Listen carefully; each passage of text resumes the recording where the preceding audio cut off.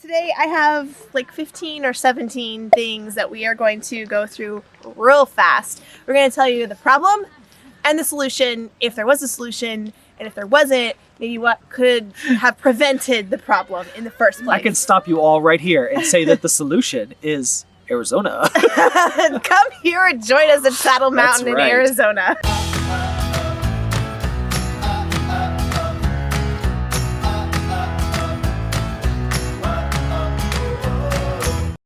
All right.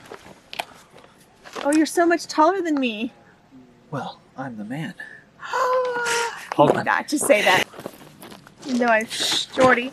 Little shorty. Shorty. Okay, we gotta go fast because the light is going down. That's correct. Down. Welcome to No Ordinary Path. I'm Kristen. This is John. Hey, everybody. We are a full-time travel family. This is the travel nurse here, and we go all over the country in our rig we call Wendy. And we have 3 kids and a dog, and that's that. And that's that. Today is a Real Talk Tuesday. We are bringing you, what are we bringing them? Today we have real problems that we faced while we were in the Midwest in the winter, which we're not now. Oh, obviously. Shorts, Thank you. polo. I mean, although it is starting to get cooler, which is why Kristen's wearing the long sleeve shirt. But we've had, since we've put out that video that was all about how much we loathe camping in the winter, if you haven't seen it, it's actually pretty funny. Check it out up here. We've had lots of comments that are like, hey, you showed us, like that you dealt with it, but how did you deal with it? Yeah. And so that's what we wanted to talk about today. I didn't write solutions yet. So okay, we're that's just gonna fine. wing this. Cracked filters. They're not. These are not in order. What are cracked filters? Problem. Cracked water filters. These things would freeze up. You guys know what we're talking about. These are the blue water filters. Sometimes they're green, that are just the carbon filters that go from the hose inside into the rig. The solution is take them off when the temperature is going to drop below freezing. That is a sealed thing, and as it gets frozen on the inside and ice expands, it cracks them open. We went through 2 of them, maybe 3. The solution is to take them off. Disconnect the water when it looks like it's going to drop below freezing. Unless you have a heated hose, even if you do have a heated hose, they won't work because the hose is not heating that filter thing, and there are some people that made that mistake. Yes. You could maybe find a way to insulate the filter, possibly. Not really well. Honestly, Not well. It doesn't work. Yep. All right. Problem. Frozen hoses. This is water hoses, also the sewer hoses. Oh, yeah. So the solution is more preventative, is to unhook them before the temperatures drop super low, or make sure that they're insulated really well. Yeah, to caveat and get a little more specific when it comes to the sewer hoses, you're gonna close the valves. Yeah. That's gonna keep them from filling up. Close them before it's frozen outside so you don't get a bunch of frozen, literally sludge inside the tubes. I will say, if you have a little thing like us where Wendy's pipes come down below the underbed, there is a section that is still probably going to get frozen if you're not careful. We've wrapped that in insulation. You can put heat tape around it.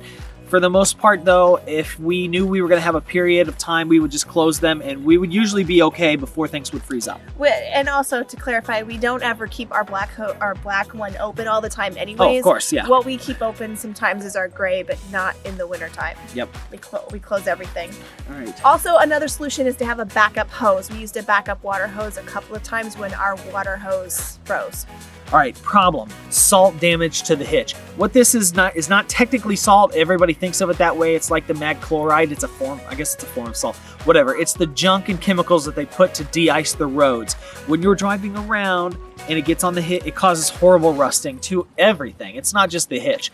But you can prevent that and try to save your hitch by disconnecting it. Don't just leave it hanging off the back of your truck when you're not towing anything. That's the biggest, easiest solution. Take those bars, take any parts of that you can and stow, and do so. And grease them. You can grease them. And you can grease them, yes. Problem, heat loss. Heat loss like inside the RV. This is coming from like drafty areas. Solution would be to put plastic around your window so you don't feel that major draft coming off of your windows. It doesn't seem like much, you guys, because the walls of the RV are really thin, and you all know this, but it's surprising how drafty those windows are. And the thing is I've looked through a lot of different RV stuff.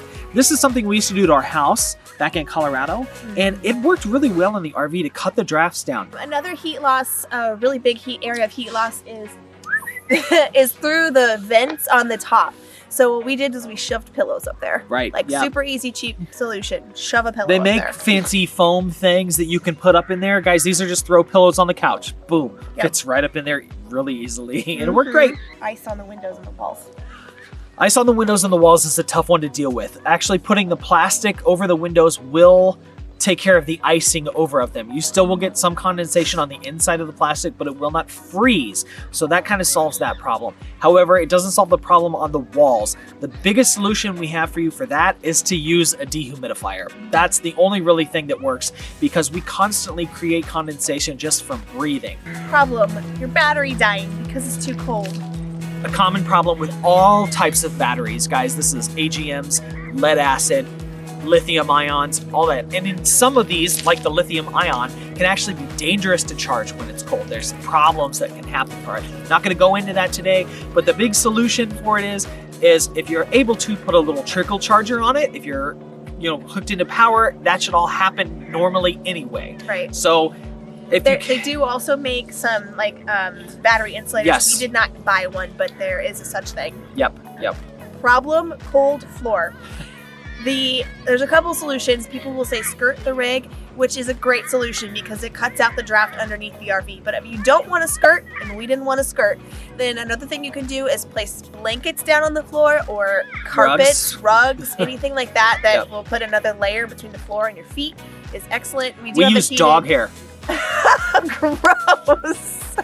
We do have a heated underbelly. It's really not that bad. We do have a heated underbelly, so it wasn't terrible. It was worse in the bedroom because that's where our heat stops. Yeah.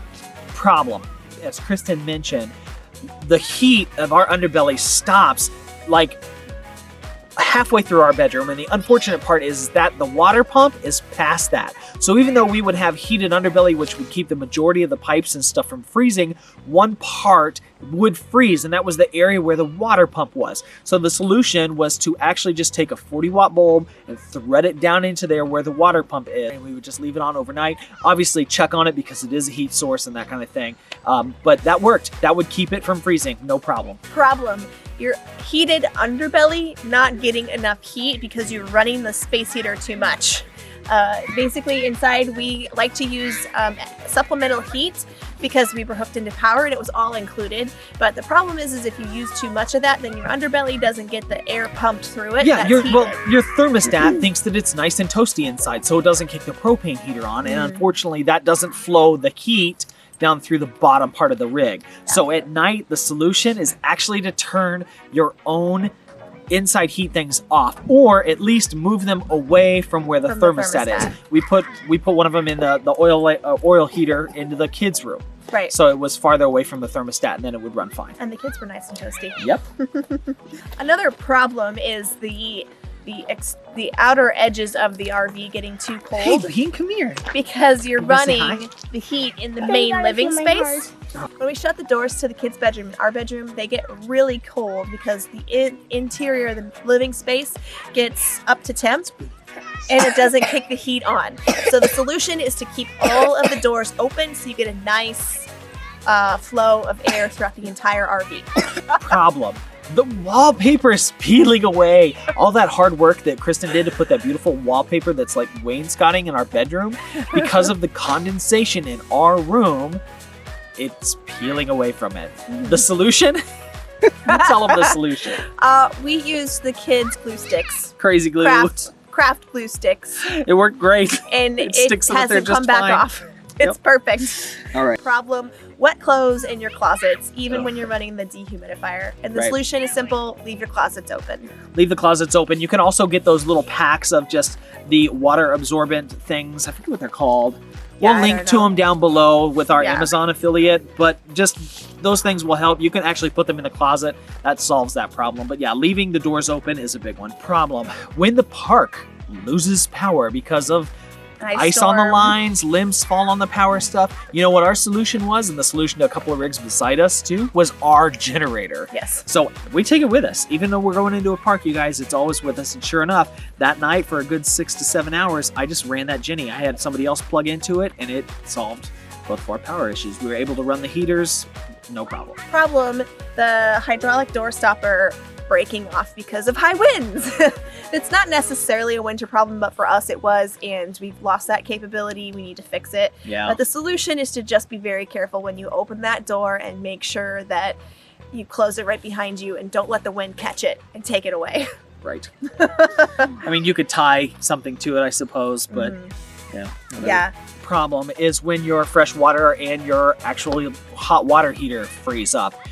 If you have switches for hot water tanks to keep them from freezing, some rigs, especially fifth wheels and things like that, have those where you can turn on, and just your general hot water heater, especially if you're plugged into all-inclusive power, leave those switches on all the time. I mean, I turned them off by they're accident. not going to heat the water necessarily, but they will keep the tanks from freezing. Yeah, I turned them off. I thought boondocking brain. Yeah. We Yeah. turn them off at night when we shut generators off. Yeah, like so when they we're out froze. here. Yeah, So but don't do that. whatever. Problem is Or carbon monoxide or poor ventilation, the buildup of carbon monoxide due No. to poor ventilation. This is a very deadly gas. There are some horror stories and stuff like that, and we are not about fear mongering or anything like that, but just understand the most important thing that you can do is to have prevention by, cracking the windows, airing out the rig every once in a while. Yes, we know it's cold. We know that is the unfortunate part about it. The second thing is to making sure you have quality carbon monoxide detectors that have good batteries in them. That's the other thing. Just Very like a smoke alarm, a smoke detector, you got to make sure the batteries are working. When they go off, don't just pop the batteries out and leave them sitting on the counter and forget about them for 2 weeks or something like that. You've got to Yeah. make sure those, because you cannot smell it. It is a very dangerous thing. when he was at work, one day the alarms went off, and I made all the kids get out. It was really cold outside, but we all went outside. We opened the doors and let everything air out, and very thankful that they went off.